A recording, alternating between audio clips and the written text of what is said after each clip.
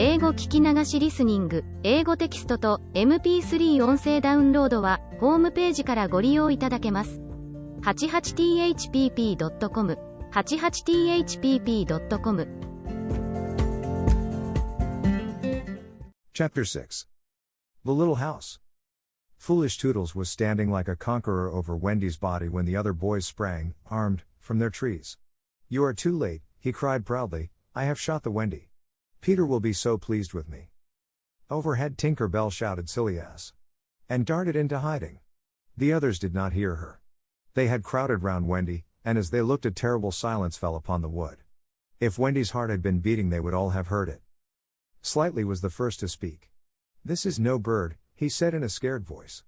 "I think it must be a lady." "A lady?" said Toodles, and fell a trembling. "And we have killed her," Nibs said hoarsely. They all whipped off their caps. "Now I see," Curly said, "Peter was bringing her to us." He threw himself sorrowfully on the ground. "A lady to take care of us at last," said one of the twins, "and you have killed her." They were sorry for him, but sorrier for themselves, and when he took a step nearer them they turned from him. Toodles' face was very white, but there was a dignity about him now that had never been there before. "I did it," he said, reflecting. "When ladies used to come to me in dreams, I said, 'Pretty mother, pretty mother.' But when at last she really came, I shot her." He moved slowly away. "Don't go," they called in pity. "I must," he answered, shaking. "I am so afraid of Peter." It was at this tragic moment that they heard a sound which made the heart of every one of them rise to his mouth. They heard Peter crow. "Peter!" they cried, for it was always thus that he signaled his return. "Hide her," they whispered, and gathered hastily around Wendy. But Toodles stood aloof. Again came that ringing crow, and Peter dropped in front of them. "Greeting, boys," he cried, and mechanically they saluted, and then again was silence. He frowned. "I am back," he said hotly. "Why do you not cheer?" They opened their mouths, but the cheers would not come. He overlooked it in his haste to tell the glorious tidings. "Great news, boys," he cried, "I have brought at last a mother for you all." Still no sound, except a little thud from Toodles as he dropped on his knees. "Have you not seen her?" asked Peter, becoming troubled. "She flew this way." "Ah me," one voice said, and another said, "Oh, mournful day." Toodles rose. "Peter," he said quietly, "I will show her to you," and when the others would still have hidden her he said, "Back, twins, let Peter see." So they all stood back, and let him see, and after he had looked for a little time he did not know what to do next. "She is dead," he said uncomfortably. "Perhaps she is frightened at being dead." He thought of hopping off in a comic sort of way till he was out of sight of her, and then never going near the spot any more. They would all have been glad to follow if he had done this. But there was the arrow. He took it from her heart and faced his band. "Whose arrow?" he demanded sternly. "Mine, Peter," said Toodles on his knees. "Oh, dastard hand," Peter said, and he raised the arrow to use it as a dagger. Toodles did not flinch. He bared his breast. "Strike, Peter," he said firmly, "strike true." Twice did Peter raise the arrow, and twice did his hand fall. "I cannot strike," he said with awe, "there is something stays my hand." All looked at him in wonder, save Nibs, who fortunately looked at Wendy. "It is she," he cried, "the Wendy lady. See, her arm." Wonderful to relate, Wendy had raised her arm. Nibs bent over her and listened reverently. "I think she said poor Toodles," he whispered. "She lives," Peter said briefly. Slightly cried instantly, "The Wendy lady lives." Then Peter knelt beside her and found his button. You remember she had put it on a chain that she wore round her neck. "See," he said, "the arrow struck against this. It is the kiss I gave her. It has saved her life." "I remember kisses," slightly interposed quickly, "let me see it." That's a kiss." Peter did not hear him. He was begging Wendy to get better quickly, so that he could show her the mermaids. Of course she could not answer yet, being still in a frightful faint, but from overhead came a wailing note. "Listen to Tink," said Curly, "she is crying because the Wendy lives." Then they had to tell Peter of Tink's crime, and almost never had they seen him look so stern. "Listen, Tinker Bell," he cried, "I am your friend no more. Be gone from me forever." She flew onto his shoulder and pleaded, but he brushed her off. Not until Wendy again raised her arm did he relent sufficiently to say, "Well, not forever, but for a whole week." Do you think Tinker Bell was grateful to Wendy for raising her arm? Oh dear no, never wanted to pinch her so much. Fairies indeed are strange, and Peter, who understood them best, often cuffed them. But what to do with Wendy in her present delicate state of health? Let us carry her down into the house, Curly suggested. Said slightly, that is what one does with ladies. No, no, Peter said, you must not touch her. It would not be sufficiently respectful. That, said slightly, is what I was thinking. But if she lies there, Toodles said, she will die. She will die, Slightly admitted, but there is no way out. Yes, there is, cried Peter. Let us build a little house round her. They were all delighted. Quick, he ordered them, bring me each of you the best of what we have. Got our house. Be sharp. In a moment they were as busy as tailors the night before a wedding. They scurried this way and that, down for bedding, up for firewood, and while they were at it, who should appear but John and Michael. As they dragged along the ground they fell asleep standing, stopped, woke up, moved another step and slept again. John, John, Michael would cry, wake up. Where is Nana, John, and Mother? And then John would rub his eyes and mutter, it is true, we did fly. You may be sure they were very relieved to find Peter. Hello, Peter, they said. Hello, replied Peter amicably, though he had quite forgotten them. He was very busy at the moment measuring Wendy with his feet to see how large a house she would need. Of course he meant to leave room for chairs and a table. John and Michael watched him. Is Wendy asleep? They asked. Yes. John, Michael proposed, let us wake her and get her to make supper for us, but as he said it some of the other boys rushed on carrying branches for the building of the house. Look at them! He cried. Curly, said Peter in his most captainy voice, see that these boys help in the building of the house. Sir. Build a house? Exclaimed John. For the Wendy, said Curly. For Wendy? John said, aghast. Why, she is only a girl. That, explained Curly, is why we are her servants. You? Wendy's servants? Yes, said Peter, and you also. Away with them. The astounded brothers were dragged away to hack and hew and carry. Chairs and a fender first, Peter ordered. Then we shall build the house round them. Said slightly, that is how a house is built, it all comes back to me. Peter thought of everything. Slightly, he ordered, fetch a doctor. Said slightly at once, and disappeared, scratching his head. But he knew Peter must be obeyed, and he returned in a moment, wearing John's hat and looking solemn. Please, sir, said Peter, going to him, are you a doctor? The difference between him and the other boys at such a time was that they knew it was make-believe, while to him make-believe and true were exactly the same thing. This sometimes troubled them, as when they had to make-believe that they had had their dinners. If they broke down in their make-believe he rapped them on the knuckles. Yes, my little man, anxiously replied Slightly, who had chapped knuckles. Please, sir, Peter explained, a lady lies very ill. She was lying at their feet, but Slightly had the sense not to see her. Tut, tut, tut, he said, where does she lie? In yonder glade. I will put a glass thing in her mouth, said Slightly, and he made believe to do it, while Peter waited. It was an anxious moment when the glass thing was withdrawn. How is she? Inquired Peter. Tut, tut, tut, said Slightly, this has cured her. I am glad, Peter cried. I will call again in the evening, Slightly said, give her beef tea out of a cup with a spout to it, but after he had returned the hat to John he blew big breaths, which was his habit on escaping from a difficulty. In the meantime the wood had been alive with the sound of axes, almost everything needed for a cozy dwelling already lay at Wendy's feet. If only we knew, said one, the kind of house she likes best. Peter, shouted another, she is moving in her sleep.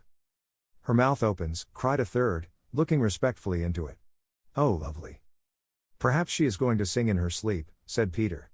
Wendy, sing the kind of house you would like to have. Immediately, without opening her eyes, Wendy began to sing. I wish I had a pretty house. The littlest ever seen. With funny little red walls.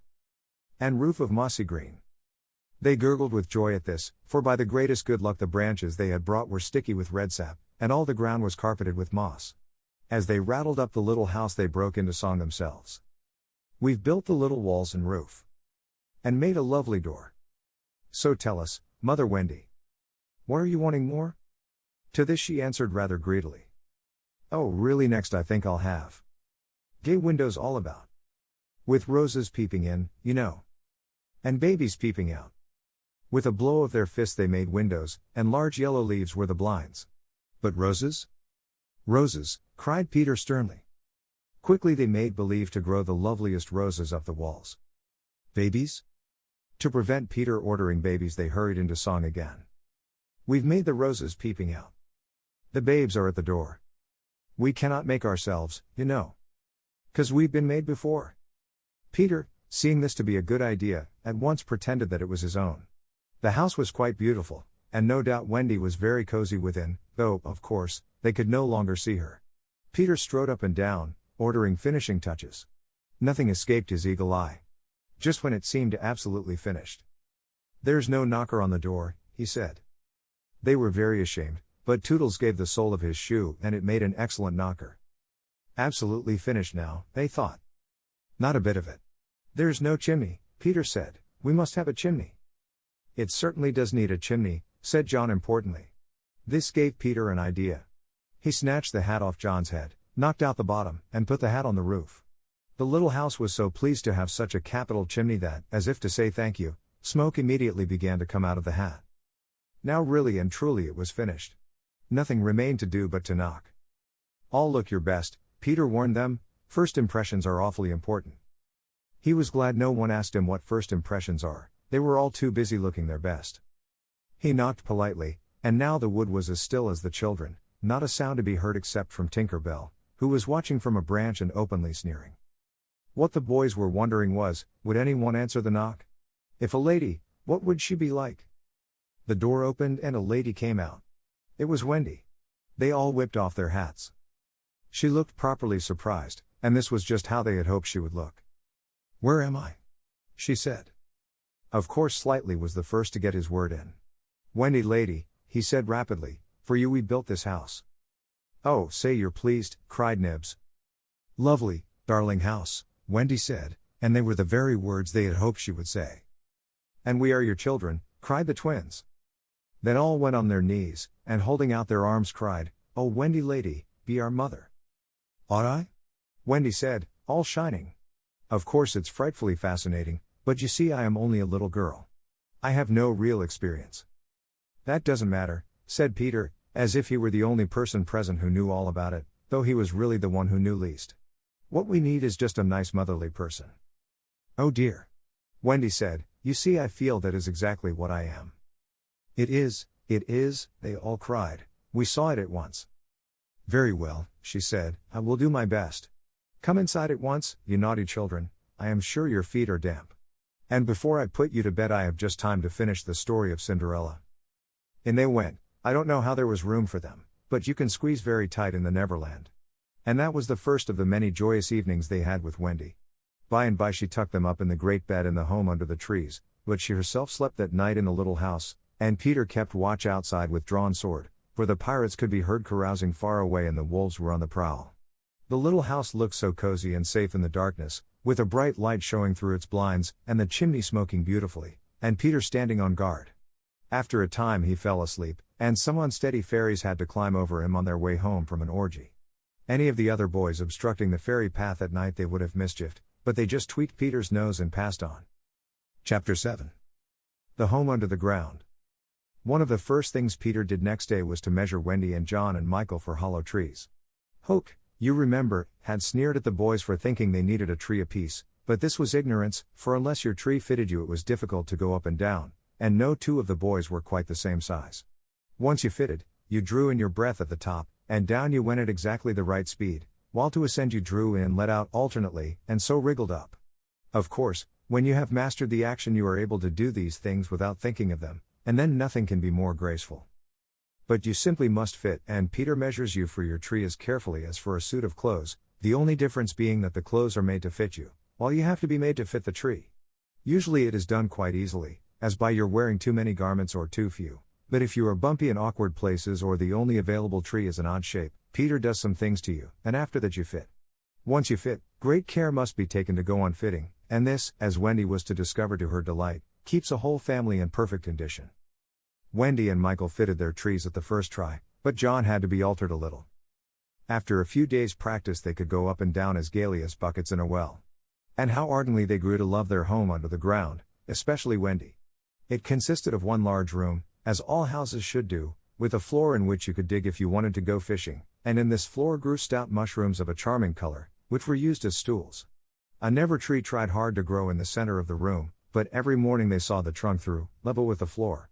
By tea time it was always about 2 feet high, and then they put a door on top of it, the hole thus becoming a table. As soon as they cleared away, they sawed off the trunk again, and thus there was more room to play. There was an enormous fireplace which was in almost any part of the room where you cared to light it, and across this Wendy stretched strings, made of fiber, from which she suspended her washing. The bed was tilted against the wall by day, and let down at 6.30, when it filled nearly half the room, and all the boys except Michael slept in it, lying like sardines in a tin. There was a strict rule against turning round until one gave the signal, when all turned at once. Michael should have used it also, but Wendy would have a baby, and he was the littlest, and you know what women are, and the short and the long of it is that he was hung up in a basket. It was rough and simple, and not unlike what baby bears would have made of an underground house in the same circumstances. But there was one recess in the wall, no larger than a birdcage, which was the private apartment of Tinker Bell. It could be shut off from the rest of the home by a tiny curtain, which Tink, who was most fastidious, always kept drawn when dressing or undressing.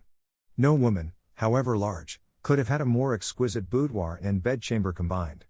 The couch, as she always called it, was a genuine Queen Mab, with club legs, and she varied the bedspreads according to what fruit blossom was in season. Her mirror was a Puss in Boots, of which there are now only 3, unchipped, known to the fairy dealers. The washstand was pie crust and reversible, the chest of drawers an authentic Charming VI, and the carpet and rugs of the best, the early period of Marjorie and Robin. There was a chandelier from Tiddlywinks for the look of the thing, but of course she lit the residence herself.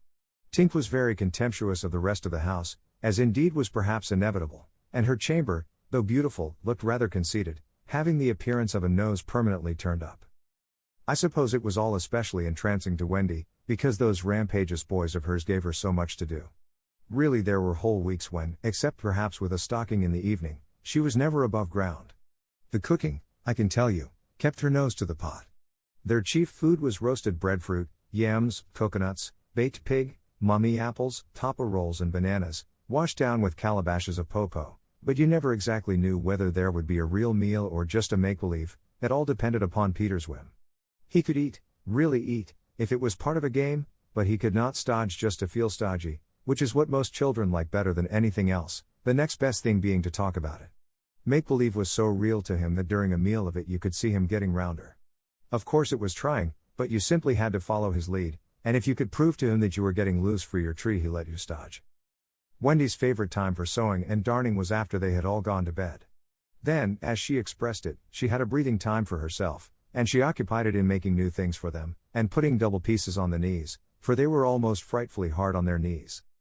When she sat down to a basketful of their stockings, every heel with a hole in it, she would fling up her arms and exclaim, "Oh dear, I am sure I sometimes think spinsters are to be envied." Her face beamed when she exclaimed this. You remember about her pet wolf? Well, it very soon discovered that she had come to the island and it found her out, and they just ran into each other's arms. After that it followed her about everywhere. As time wore on, did she think much about the beloved parents she had left behind her? This is a difficult question, because it is quite impossible to say how time does wear on in the Neverland, where it is calculated by moons and suns, and there are ever so many more of them than on the mainland. But I am afraid that Wendy did not really worry about her father and mother. She was absolutely confident that they would always keep the window open for her to fly back by, and this gave her complete ease of mind. What did disturb her at times was that John remembered his parents vaguely only, as people he had once known, while Michael was quite willing to believe that she was really his mother. These things scared her a little, and nobly anxious to do her duty, she tried to fix the old life in their minds by setting them examination papers on it, as like as possible to the one she used to do at school. The other boys thought this awfully interesting, and insisted on joining, and they made slates for themselves, and sat round the table, writing and thinking hard about the questions she had written on another slate and passed round. They were the most ordinary questions. What was the color of mother's eyes? Which was taller, father or mother? Was mother blonde or brunette? Answer all 3 questions if possible. Write an essay of not less than 40 words on how I spent my last holidays, or the characters of father and mother compared. Only one of these to be attempted. Or describe mother's laugh, describe father's laugh, describe mother's party dress, Describe the kennel and its inmate. They were just everyday questions like these, and when you could not answer them you were told to make a cross, and it was really dreadful what a number of crosses even John made. Of course the only boy who replied to every question was Slightly, and no one could have been more hopeful of coming out first, but his answers were perfectly ridiculous, and he really came out last, a melancholy thing. Peter did not compete. For one thing he despised all mothers except Wendy, and for another he was the only boy on the island who could neither write nor spell, not the smallest word. He was above all that sort of thing. By the way, the questions were all written in the past tense. What was the color of mother's eyes, and so on. Wendy, you see, had been forgetting too. Adventures, of course, as we shall see, were of daily occurrence, but about this time Peter invented, with Wendy's help, a new game that fascinated him enormously, until he suddenly had no more interest in it, which, as you have been told, was what always happened with his games. It consisted in pretending not to have adventures, in doing the sort of thing John and Michael had been doing all their lives, sitting on stools flinging balls in the air, pushing each other, going out for walks and coming back without having killed so much as a grizzly. To see Peter doing nothing on a stool was a great sight, he could not help looking solemn at such times, to sit still seemed to him such a comic thing to do. He boasted that he had gone a walk for the good of his health. For several sons these were the most novel of all adventures to him, and John and Michael had to pretend to be delighted also, otherwise he would have treated them severely. He often went out alone, and when he came back you were never absolutely certain whether he had had an adventure or not. He might have forgotten it so completely that he said nothing about it, and then when you went out you found the body, and, on the other hand, he might say a great deal about it, and yet you could not find the body. Sometimes he came home with his head bandaged, and then Wendy cooed over him and bathed it in lukewarm water, while he told a dazzling tale. But she was never quite sure, you know.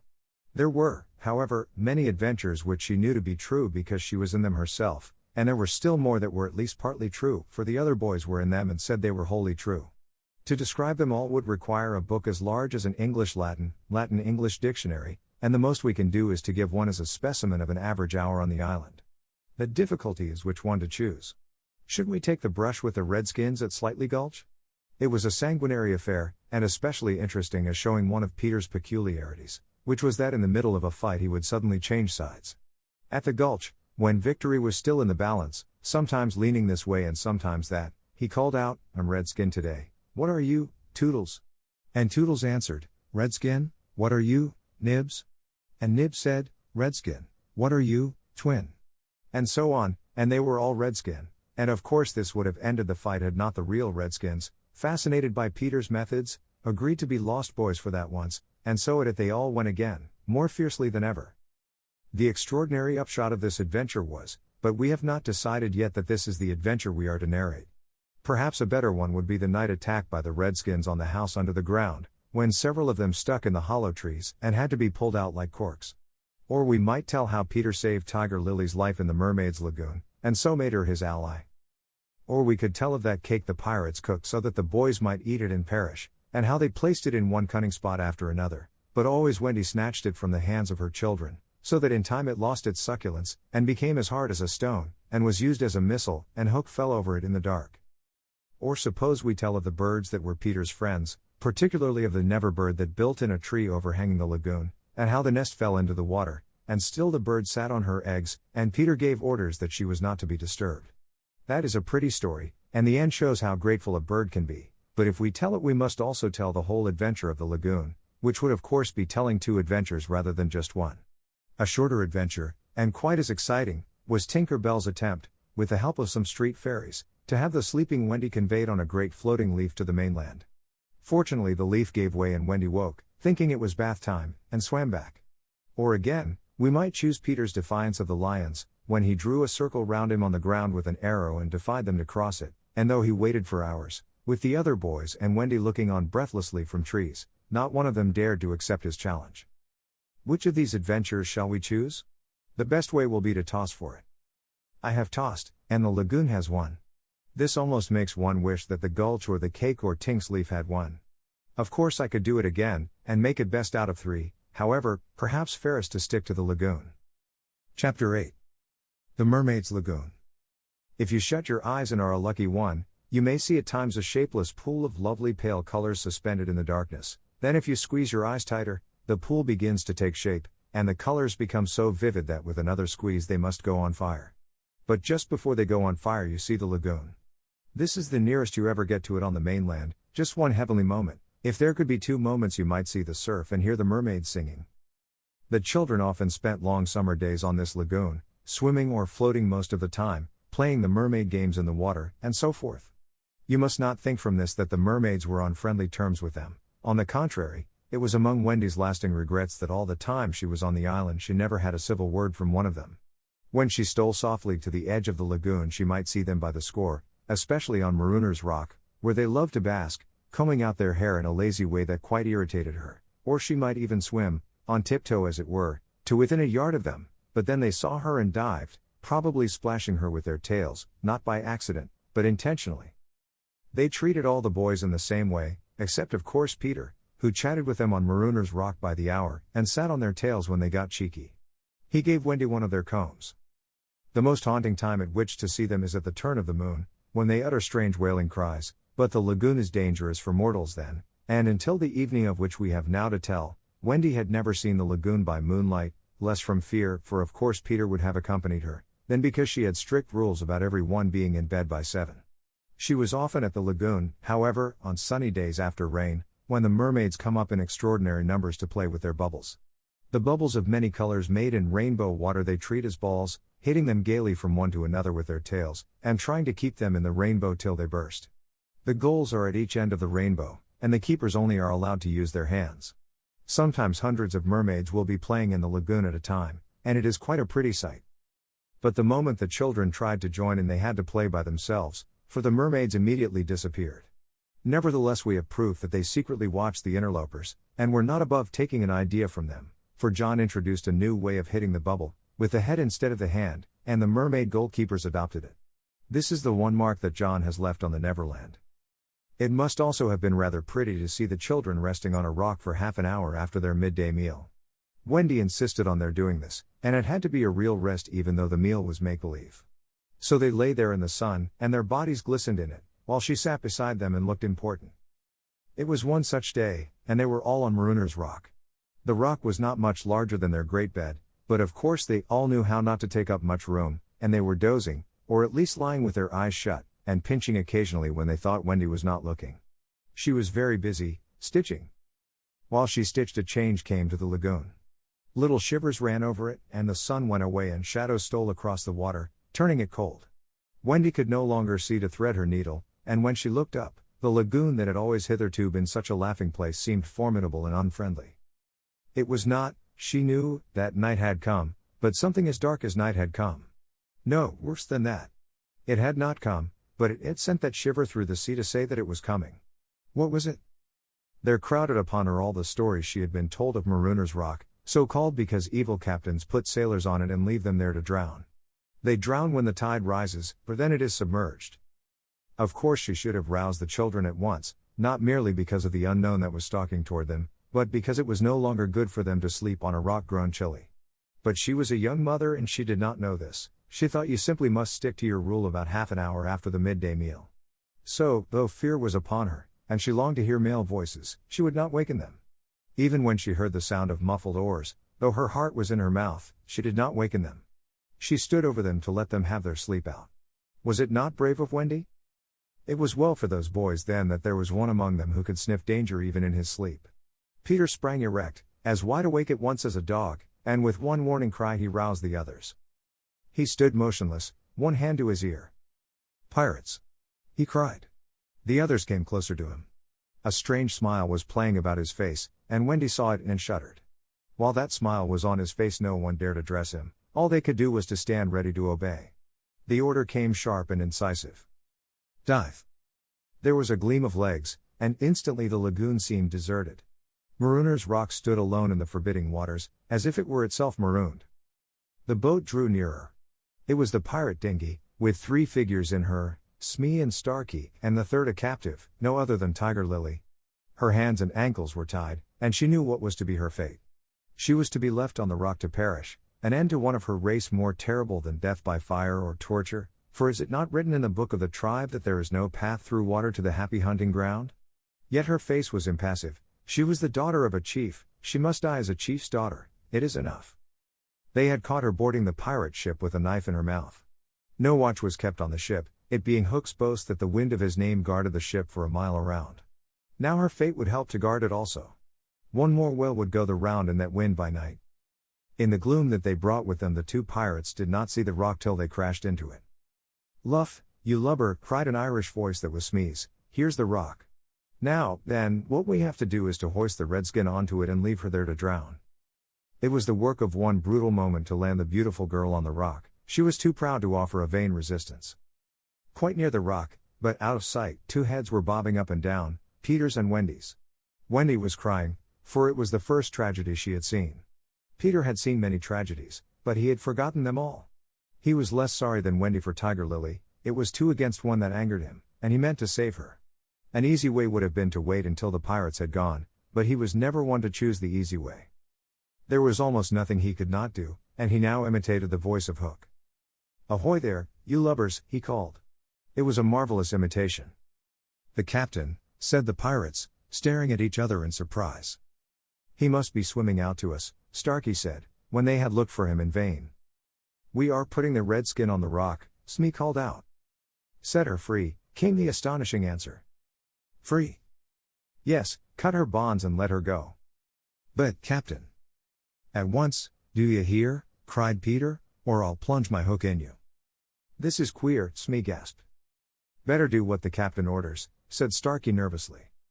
Smee said, and he cut Tiger Lily's cords. At once, like an eel, she slid between Starkey's legs into the water. Of course, Wendy was very elated over Peter's cleverness, but she knew that he would be elated also and very likely crow and thus betray himself, so at once her hand went out to cover his mouth. But it was stayed even in the act, for "Boat ahoy!" rang over the lagoon in Hook's voice, and this time it was not Peter who had spoken. Peter may have been about to crow, but his face puckered in a whistle of surprise instead. "Boat ahoy!" Again came the cry. Now Wendy understood. The real Hook was also in the water. He was swimming to the boat, and as his men showed a light to guide him, he had soon reached them. In the light of the lantern, Wendy saw his hook grip the boat's side. She saw his evil, swarthy face as he rose dripping from the water, and, quaking, she would have liked to swim away, but Peter would not budge. He was tingling with life and also top-heavy with conceit. "Am I not a wonder? Oh, I am a wonder," he whispered to her, and though she thought so also, she was really glad for the sake of his reputation that no one heard him except herself. He signed to her to listen. The two pirates were very curious to know what had brought their captain to them, but he sat with his head on his hook in a position of profound melancholy. "Captain, is all well?" they asked timidly, but he answered with a hollow moan. "He sighs," said Smee. "He sighs again," said Starkey. "And yet a third time he sighs," said Smee. "What's up, Captain?" Then at last he spoke passionately. "The game's up," he cried, "those boys have found a mother." Affrighted though she was, Wendy swelled with pride. "Oh, evil day," cried Starkey. "What's a mother?" asked the ignorant Smee. Wendy was so shocked that she exclaimed, "He doesn't know." And always after this she felt that if you could have a pet pirate, Smee would be her one. Peter pulled her beneath the water, for Hook had started up, crying, "What was that?"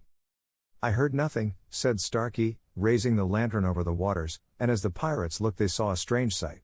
It was the nest I have told you of, floating on the lagoon, and the never bird was sitting on it. "See," said Hook in answer to Smee's question, "that is a mother." What a lesson! The nest must have fallen into the water, but would the mother desert her eggs? No. There was a break in his voice, as if for a moment he recalled innocent days when, but he brushed away this weakness with his hook. Smee, much impressed, gazed at the bird as the nest was borne past, but the more suspicious Starkey said, "If she is a mother, perhaps she is hanging about here to help Peter." Hook winced. He said, "That is the fear that haunts me." He was roused from this dejection by Smee's eager voice. "Captain," said Smee, "could we not kidnap these boys' mother and make her our mother?" "It is a princely scheme," cried Hook, and at once it took practical shape in his great brain. "We will seize the children and carry them to the boat, the boys we will make walk the plank, and Wendy shall be our mother." Again Wendy forgot herself. "Never!" she cried, and bobbed. What was that? But they could see nothing. They thought it must have been but a leaf in the wind. "Do you agree, my bullies?" asked Hook. "There is my hand on it," they both said. "And there is my hook." Swear. They all swore. By this time they were on the rock, and suddenly Hook remembered Tiger Lily. Where is the redskin? He demanded abruptly. He had a playful humor at moments, and they thought this was one of the moments. That is all right, Captain, Smee answered complacently. We let her go. Let her go? Cried Hook. 'Twas your own orders, a boatswain faltered. You called over the water to us to let her go, said Starkey. Brimstone and gall, thundered Hook, what cousining is here? His face had gone black with rage, but he saw that they believed their words, and he was startled. Lads, he said, shaking a little, I gave no such order. It is passing queer, Smee said, and they all fidgeted uncomfortably. Hook raised his voice, but there was a quiver in it. Spirit that haunts this dark lagoon tonight, he cried, dost hear me? Of course Peter should have kept quiet, but of course he did not. He immediately answered in Hook's voice. Odds, bobs, hammer and tongs, I hear you. In that supreme moment Hook did not blanch, even at the gills, but Smee and Starkey clung to each other in terror. Who are you, stranger, speak? Hook demanded. I am James Hook, replied the voice, captain of the Jolly Roger. You are not, Hook cried hoarsely. Brimstone and gall, the voice retorted, say that again, and I'll cast anchor in you. Hook tried a more ingratiating manner. If you are Hook, he said almost humbly, come tell me, who am I? A codfish, replied the voice, only a codfish. A codfish. Hook echoed blankly, and it was then, but not till then, that his proud spirit broke. He saw his men draw back from him. Have we been captained all this time by a codfish? They muttered. It is lowering to our pride. They were his dogs snapping at him, but, tragic figure though he had become, he scarcely heeded them. Against such fearful evidence it was not their belief in him that he needed, it was his own. He felt his ego slipping from him. Don't desert me, bully, he whispered hoarsely to it. In his dark nature there was a touch of the feminine, as in all the great pirates, and it sometimes gave him intuitions. Suddenly he tried the guessing game. Hook, he called, have you another voice? Now Peter could never resist a game, and he answered blithely in his own voice, I have. And another name? A. Vegetable? Asked Hook. No. Mineral? No. Animal? Yes. Man? No. This answer rang out scornfully. Boy? Yes. Ordinary boy? No. Wonderful boy? To Wendy's pain the answer that rang out this time was yes. Are you in England? No. Are you here? Yes. Hook was completely puzzled. You ask him some questions, he said to the others, wiping his damp brow. Smee reflected. I can't think of a thing, he said regretfully. Can't guess, crowed Peter. Do you give it up? Of course in his pride he was carrying the game too far, and the miscreants saw their chance. Yes, they answered eagerly. Well, then, he cried, I am Peter Pan. Pan. In a moment Hook was himself again, and Smee and Starkey were his faithful henchmen.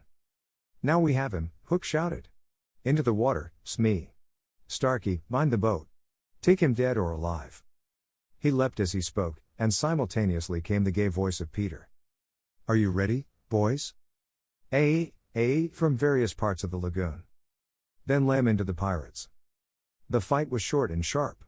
First to draw blood was John, who gallantly climbed into the boat and held Starkey. There was a fierce struggle, in which the cutlass was torn from the pirate's grasp. He wriggled overboard and John leapt after him. The dinghy drifted away. Here and there a head bobbed up in the water, and there was a flash of steel followed by a cry or a whoop. In the confusion some struck at their own side. The corkscrew of Smee got Toodles in the fourth rib, but he was himself pinked in turn by Curly. Farther from the rock Starkey was pressing slightly on the twins hard. Where all this time was Peter? He was seeking bigger game. The others were all brave boys, and they must not be blamed for backing from the pirate captain. His iron claw made a circle of dead water round him, from which they fled like affrighted fishes. But there was one who did not fear him, there was one prepared to enter that circle. Strangely, it was not in the water that they met. Hook rose to the rock to breathe, and at the same moment Peter scaled it on the opposite side. The rock was slippery as a ball, and they had to crawl rather than climb. Neither knew that the other was coming. Each feeling for a grip met the other's arm. In surprise they raised their heads, their faces were almost touching, so they met. Some of the greatest heroes have confessed that just before they fell to they had a sinking. Had it been so with Peter at that moment, I would admit it. After all, this was the only man that the sea cook had feared. But Peter had no sinking, he had one feeling only, gladness, and he gnashed his pretty teeth with joy. Quick as thought he snatched a knife from Hook's belt and was about to drive it home, when he saw that he was higher up the rock than his foe. It would not have been fighting fair. He gave the pirate a hand to help him up. It was then that Hook bit him. Not the pain of this but its unfairness was what dazed Peter. It made him quite helpless. He could only stare, horrified. Every child is affected thus the first time he is treated unfairly.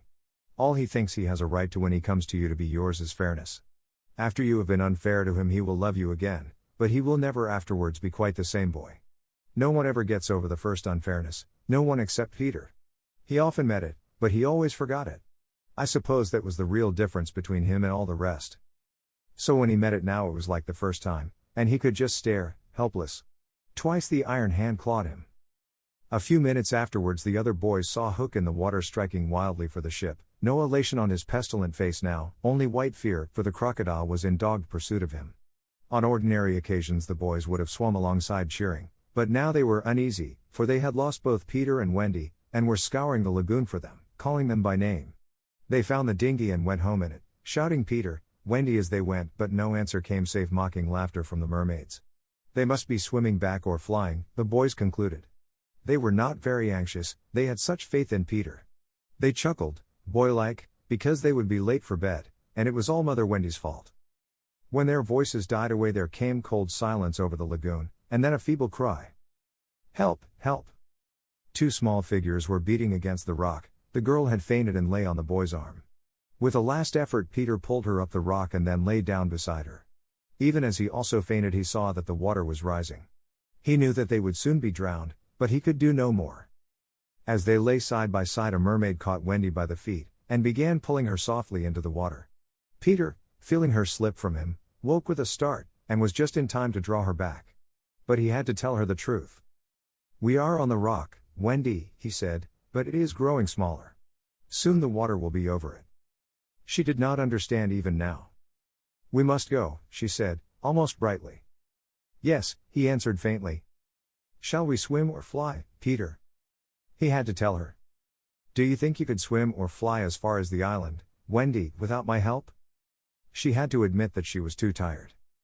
He moaned. What is it? She asked, anxious about him at once. I can't help you, Wendy. Hook wounded me. I can neither fly nor swim. Do you mean we shall both be drowned? Look how the water is rising. They put their hands over their eyes to shut out the sight. They thought they would soon be no more. As they sat thus something brushed against Peter as light as a kiss, and stayed there, as if saying timidly, Can I be of any use? It was the tail of a kite, which Michael had made some days before. It had torn itself out of his hand and floated away. Michael's kite, Peter said without interest, but next moment he had seized the tail, and was pulling the kite toward him.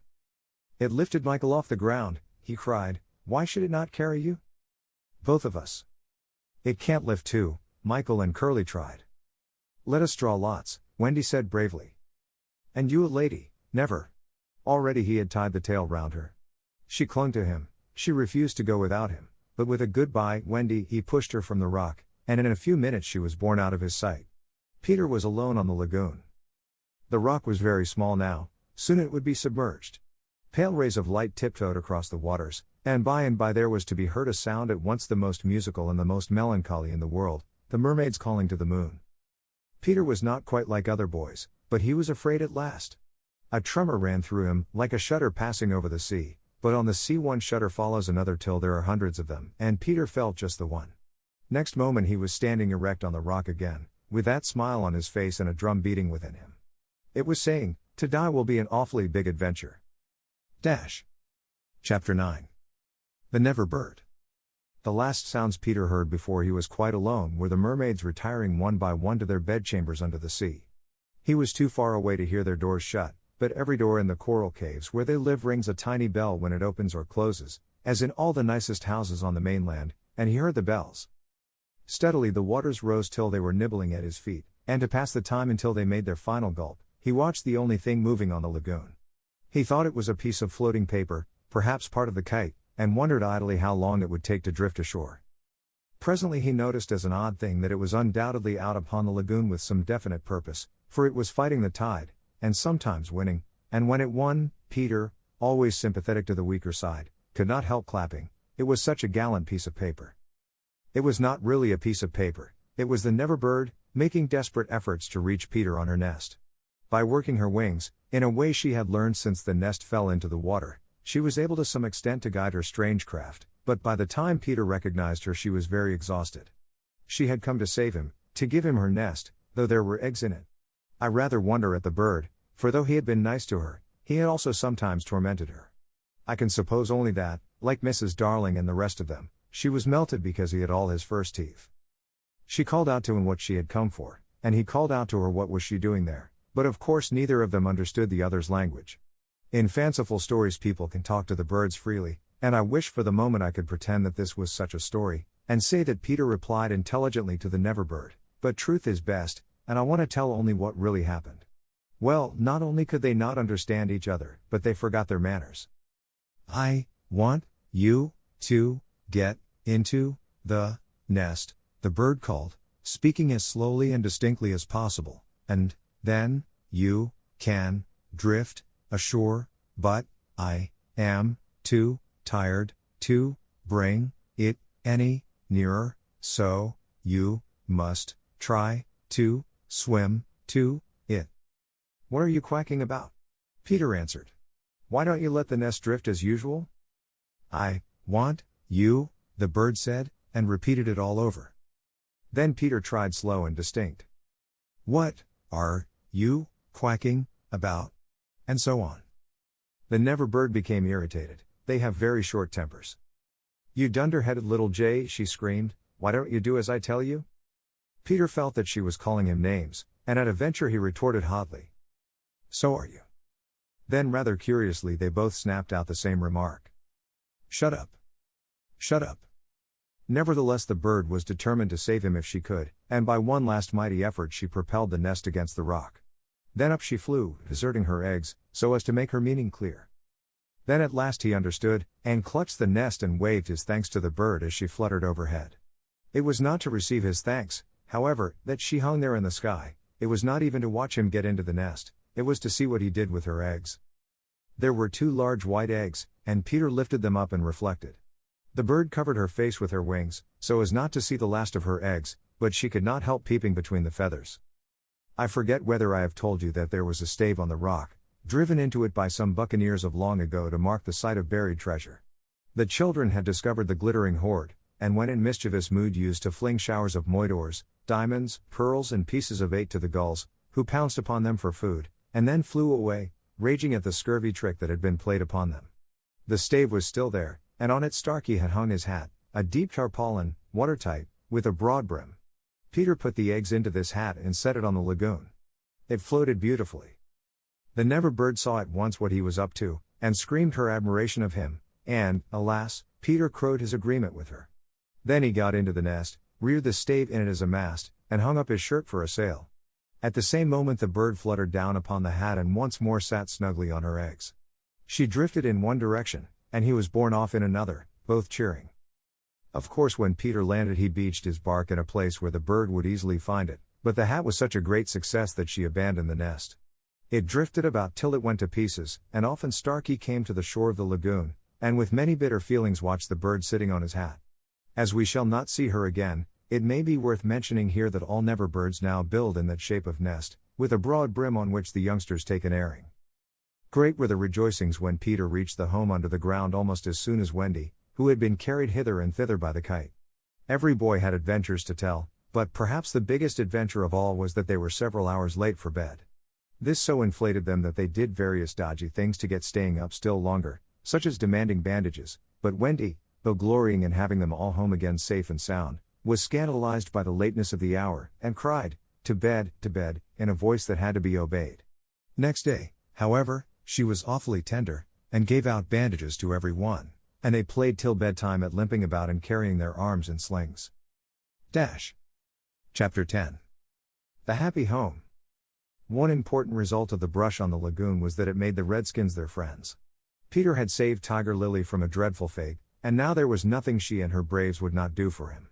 All night they sat above, keeping watch over the home under the ground and awaiting the big attack by the pirates, which obviously could not be much longer delayed.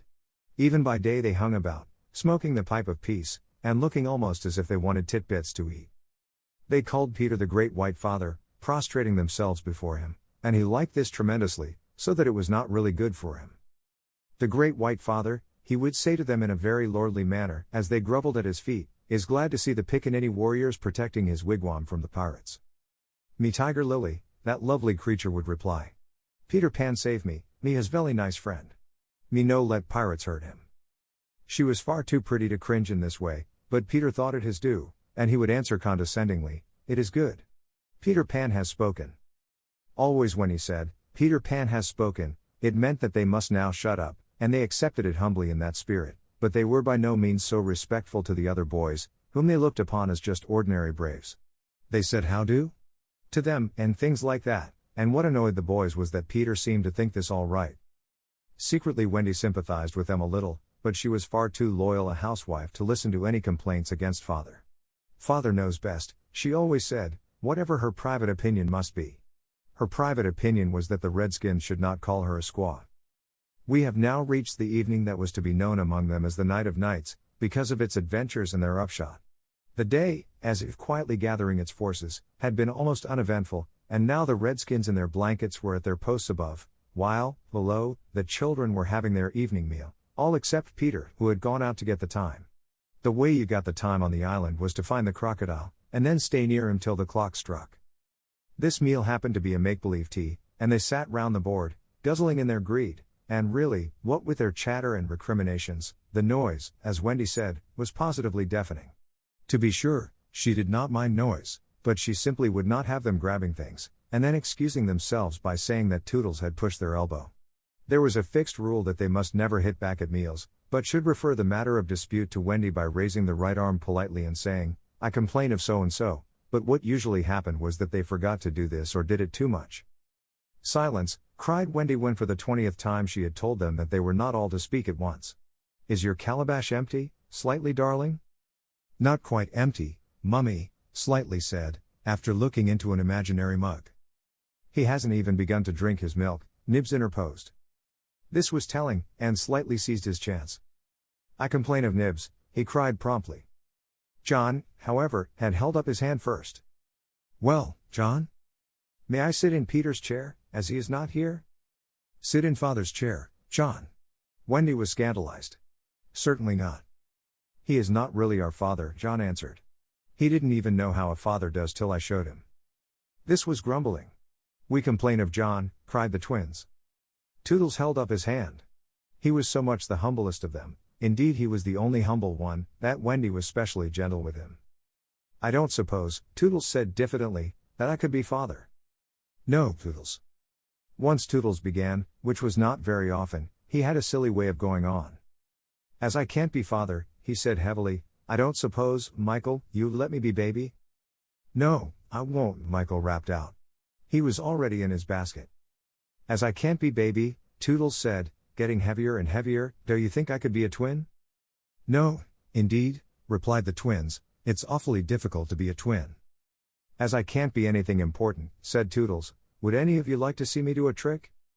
No, they all replied. Then at last he stopped. I hadn't really any hope, he said. The hateful telling broke out again. Slightly is coughing on the table. The twins began with mummy apples. Curly is taking both topper rolls and yams. Nibs is speaking with his mouth full. I complain of the twins. I complain of Curly. I complain of Nibs. Oh dear, cried Wendy, I'm sure I sometimes think that children are more trouble than they are worth.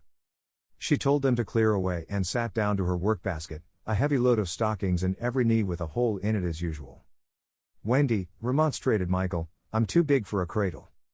I must have somebody in a cradle, she said almost tartly, and you are the littlest. A cradle is such a nice homely thing to have about a house. While she sewed they played around her, such a group of happy faces and dancing limbs lit up by that romantic fire. It had become a very familiar scene this in the home under the ground, but we are looking on it for the last time. There was a step above, and Wendy, you may be sure, was the first to recognize it. Children, I hear your father's step. He likes you to meet him at the door. Above, the redskins crouched before Peter. Watch well, braves.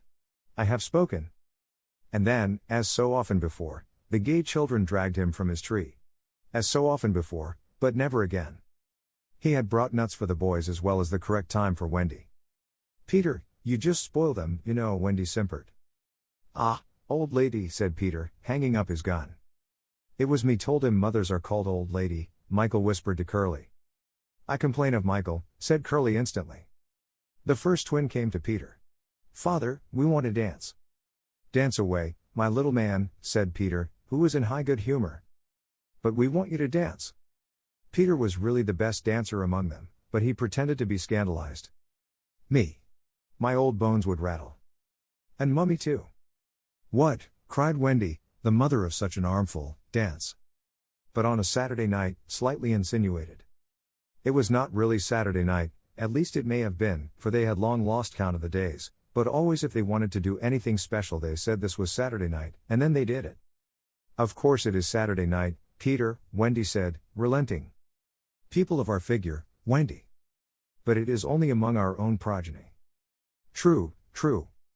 So they were told they could dance, but they must put on their nighties first.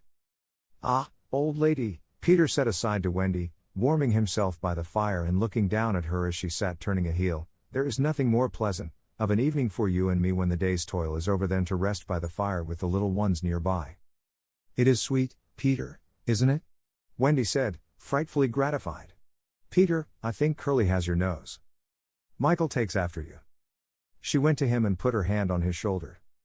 Dear Peter, she said, with such a large family, of course, I have now passed my best, but you don't want to change me, do you? No, Wendy. Certainly he did not want to change, but he looked at her uncomfortably, blinking, you know, like one not sure whether he was awake or asleep. Peter, what is it? I was just thinking, he said, a little scared.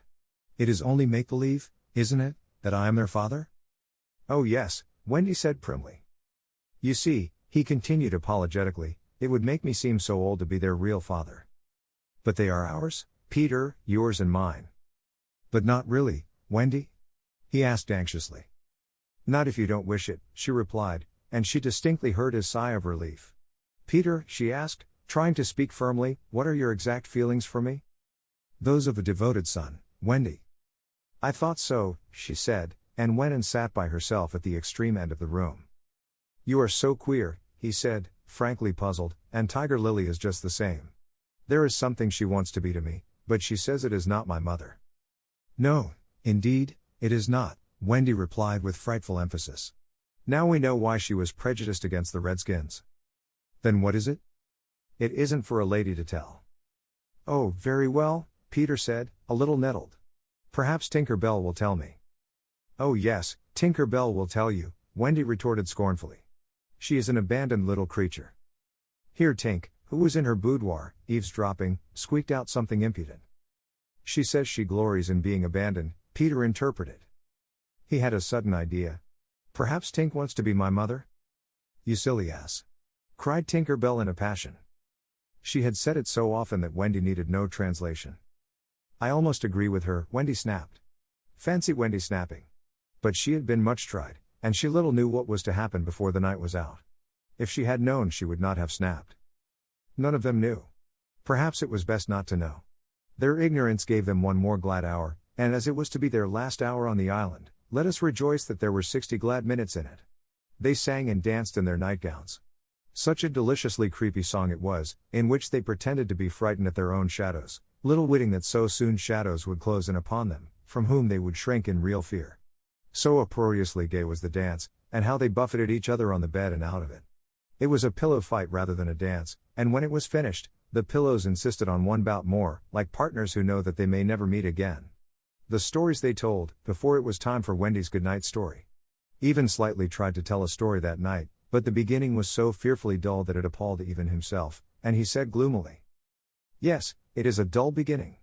I say, let us pretend that it is the end. And then at last they all got into bed for Wendy's story, the story they loved best, the story Peter hated. Usually when she began to tell this story he left the room or put his hands over his ears, And possibly if he had done either of those things this time they might all still be on the island. But tonight he remained on his stool, and we shall see what happened. Chapter 11. Wendy's story. Listen, then, said Wendy, settling down to her story, with Michael at her feet and 7 boys in the bed. There was once a gentleman. I had rather he had been a lady, Curly said. I wish he had been a white rat, said Nibs. Quiet, their mother admonished them. There was a lady also, and... Oh mummy, cried the first twin, you mean that there is a lady also, don't you? She is not dead, is she? Oh no. I am awfully glad she isn't dead, said Toodles. Are you glad, John? Of course I am. Are you glad, Nibs? Page 163. Rather. Are you glad, twins? We are just glad. Oh dear, sighed Wendy. Little less noise there, Peter called out, determined that she should have fair play, however beastly a story it might be in his opinion. The gentleman's name, Wendy continued, was Mr. Darling, and her name was Mrs. Darling. I knew them, John said, to annoy the others. I think I knew them, said Michael rather doubtfully. They were married, you know, explained Wendy, and what do you think they had? White rats, cried Nibs, inspired. No. It's awfully puzzling, said Toodles, who knew the story by heart. Quiet, Toodles. They had 3 descendants. What is descendants? Well, you are one, twin. Do you hear that, John? I am a descendant. Descendants are only children, said John. Oh dear, sighed Wendy. Now these 3 children had a faithful nurse called Nana, but Mr. Darling was angry with her and chained her up in the yard, and so all the children flew away. It's an awfully good story, said Nibs. They flew away, Wendy continued, to the Neverland where the lost children are. I just thought they did, Curly broke in excitedly. I don't know how it is, but I just thought they did. Oh Wendy, cried Toodles, was one of the lost children called Toodles? Yes, he was. I am in a story. Hurrah, I am in a story, Nibs. Hush. Now I want you to consider the feelings of the unhappy parents with all their children flown away. Ooh. They all moaned, though they were not really considering the feelings of the unhappy parents one jot. Think of the empty beds. Ooh. It's awfully sad, the first twin said cheerfully. I don't see how it can have a happy ending, said the second twin. Do you, Nibs? I'm frightfully anxious. If you knew how great is a mother's love, Wendy told them triumphantly, you would have no fear. She had now come to the part that Peter hated.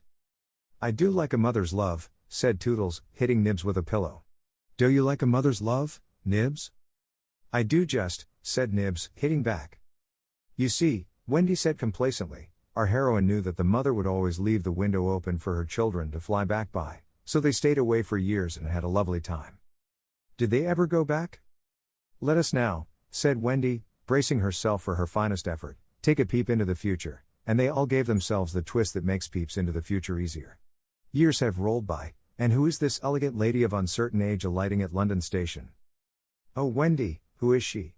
Cried Nibs, every bit as excited as if he didn't know. Can it be? Yes, no, it is, the fair Wendy. Oh. And who are the 2 noble portly figures accompanying her, now grown to man's estate? Can they be John and Michael? They are. Oh. See, dear brothers, says Wendy, pointing upwards, there is the window still standing open. Ah, now we are rewarded for our sublime faith in a mother's love. So up they flew to their mummy and daddy, and pen cannot describe the happy scene, over which we draw a veil. That was the story, and they were as pleased with it as the fair narrator herself. Everything just as it should be, you see. Off we skip like the most heartless things in the world, which is what children are, but so attractive, and we have an entirely selfish time, and then when we have need of special attention we nobly return for it, confident that we shall be embraced instead of smacked. So great indeed was their faith in a mother's love that they felt they could afford to be callous for a bit longer. But there was one there who knew better, and when Wendy finished he uttered a hollow groan. What is it, Peter? She cried, running to him, thinking he was ill. She felt him solicitously, lower down than his chest. Where is it, Peter? It isn't that kind of pain, Peter replied darkly. Then what kind is it? Wendy, you are wrong about mothers.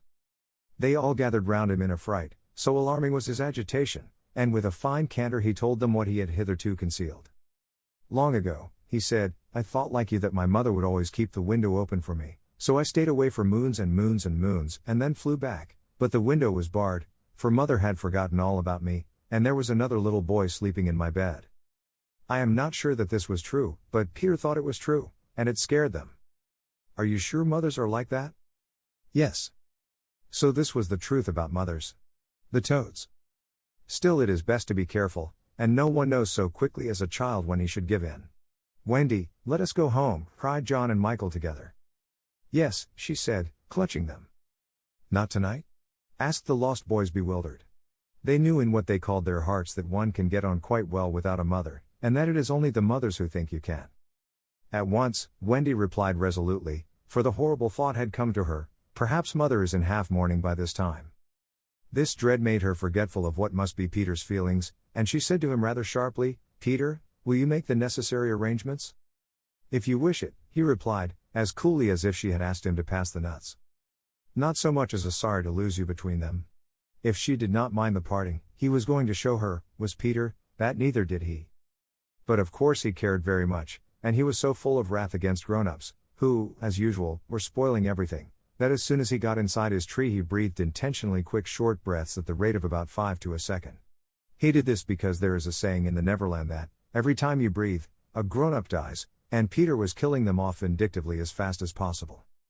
Then, having given the necessary instructions to the Redskins, he returned to the home, where an unworthy scene had been enacted in his absence. Panic-stricken at the thought of losing Wendy, the lost boys had advanced upon her threateningly. It will be worse than before she came, they cried. We shan't let her go. Let's keep her prisoner. Chain her up. In her extremity an instinct told her to which of them to turn. Toodles, she cried, I appeal to you.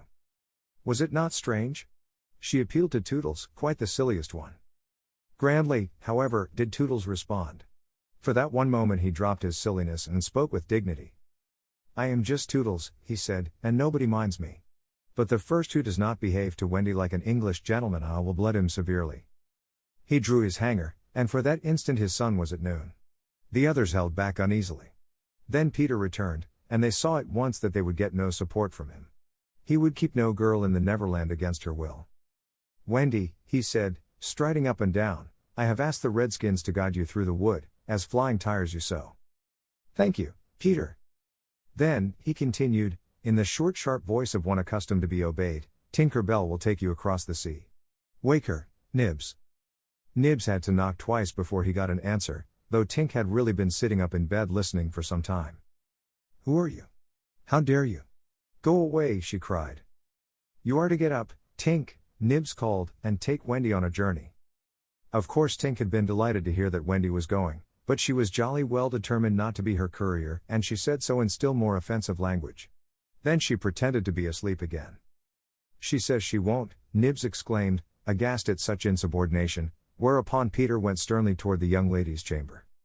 Tink, he rapped out, if you don't get up and dress at once I will open the curtains, and then we shall all see you in your negligee. This made her leap to the floor. Who said I wasn't getting up? She cried. In the meantime the boys were gazing very forlornly at Wendy, now equipped with John and Michael for the journey. By this time they were dejected, not merely because they were about to lose her, but also because they felt that she was going off to something nice to which they had not been invited. Novelty was beckoning to them as usual.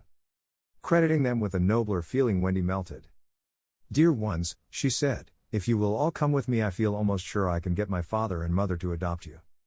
The invitation was meant specially for Peter, but each of the boys was thinking exclusively of himself, and at once they jumped with joy. But won't they think us rather a handful? Nibs asked in the middle of his jump.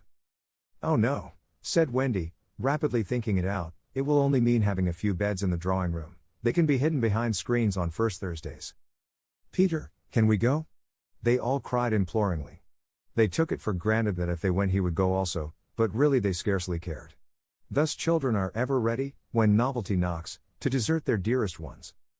All right, Peter replied with a bitter smile, and immediately they rushed to get their things. And now, Peter, Wendy said, thinking she had put everything right, I am going to give you your medicine before you go. She loved to give them medicine, and undoubtedly gave them too much. Of course it was only water, but it was out of a calabash, and she always shook the calabash and counted the drops, which gave it a certain medicinal quality. On this occasion, however, she did not give Peter his draft, for just as she had prepared it, she saw a look on his face that made her heart sink. "Get your things, Peter," she cried, shaking. "No," he answered, pretending indifference, "I am not going with you, Wendy." "Yes, Peter." "No." To show that her departure would leave him unmoved, he skipped up and down the room, playing gaily on his heartless pipes. She had to run about after him, though it was rather undignified. "To find your mother," she coaxed. Now, if Peter had ever quite had a mother, he no longer missed her. He could do very well without one. He had thought them out, and remembered only their bad points. No, he told Wendy decisively. Perhaps she would say I was old, and I just want always to be a little boy and to have fun. But Peter. No. And so the others had to be told. Peter isn't coming. Peter not coming. They gazed blankly at him, their sticks over their backs, and on each stick a bundle. Their first thought was that if Peter was not going, he had probably changed his mind about letting them go. But he was far too proud for that. "If you find your mothers," he said darkly, "I hope you will like them." The awful cynicism of this made an uncomfortable impression, and most of them began to look rather doubtful. After all, their faces said, were they not noodles to want to go? "Now then," cried Peter, "no fuss, no blubbering, goodbye, Wendy," and he held out his hand cheerily, quite as if they must really go now, for he had something important to do. She had to take his hand, as there was no indication that he would prefer a thimble. "You will remember about changing your flannels, Peter?" she said, lingering over him. She was always so particular about their flannels. "Yes." "And you will take your medicine?" "Yes." That seemed to be everything, and an awkward pause followed. Peter, however, was not the kind that breaks down before people. "Are you ready, Tinker Bell?" he called out. "Eh. Then lead the way." Tink darted up the nearest tree, but no one followed her, for it was at this moment that the pirates made their dreadful attack upon the redskins. Above, where all had been so still, the air was rent with shrieks and the clash of steel. Below, there was dead silence. Mouths opened and remained open. Wendy fell on her knees, but her arms were extended toward Peter. All arms were extended to him, as if suddenly blown in his direction. They were beseeching him mutely not to desert them. As for Peter, he seized his sword, the same he thought he had slain Barbecue with, and the lust of battle was in his eye. 英語聞き流しリスニング、英語テキストと MP3 音声ダウンロードはホームページからご利用いただけます。88thpp.com、88thpp.com